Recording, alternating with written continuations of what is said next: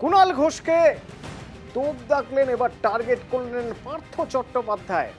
বলছেন কুণাল ঘোষকে আগেই দল থেকে তাড়ানো উচিত ছিল।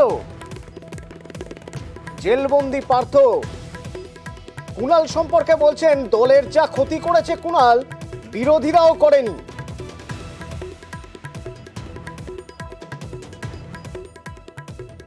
কুণাল ঘোষকে অনেক আগে দল থেকে তাড়িয়ে দেওয়া উচিত।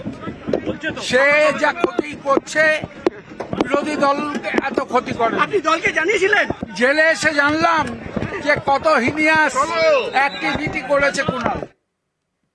এ শোনার পর কুণাল ঘোষ কি বলছেন?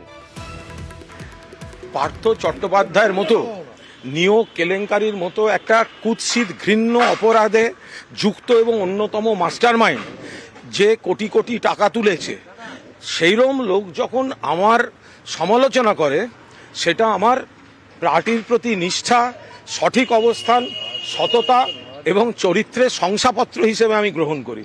থ্যাংক ইউ পার্থদা আমায় ক্যারেক্টার সার্টিফিকেট দেওয়ার জন্য। এখানেই শেষ নয়, দফায় দফায় তুপ দেখেছেন কুণাল ঘোষ এই পার্থ চট্টোপাধ্যায়ের মন্তব্য নিয়ে। পার্থ চট্টোপাধ্যায় তার বাড়িতে, তার বান্ধবীর বাড়িতে যে কোটি কোটি টাকা পাওয়া গিয়েছে, চাকরি বিক্রি করার টাকা, শিক্ষামন্ত্রীর পদে বসে চাকরি বিক্রি করার টাকা, সেই পার্থ চট্টোপাধ্যায় যদি কুণাল ঘোষকে শত্রু বলেন, প্রতিপক্ষ বলেন, খারাপ বলেন, তাহলে পার্টির মধ্যে কুণাল ঘোষ যে সঠিক পথে ছিল সেটা প্রমাণিত হয়। এই ক্যারেক্টার সার্টিফিকেট দেওয়ার জন্য আমি পার্থ চট্টোপাধ্যায়কে ধন্যবাদ এবং অভিনন্দন জানাচ্ছি। তোলাবাজির পার্থ চট্টোপাধ্যায়দের চক্রে কুণাল ঘোষ ছিল না এবং এদের বিরোধিতা করে বলেই কুণাল ঘোষ যুগে যুগে খারাপ হয়। এটা তো আজকে প্রমাণিত।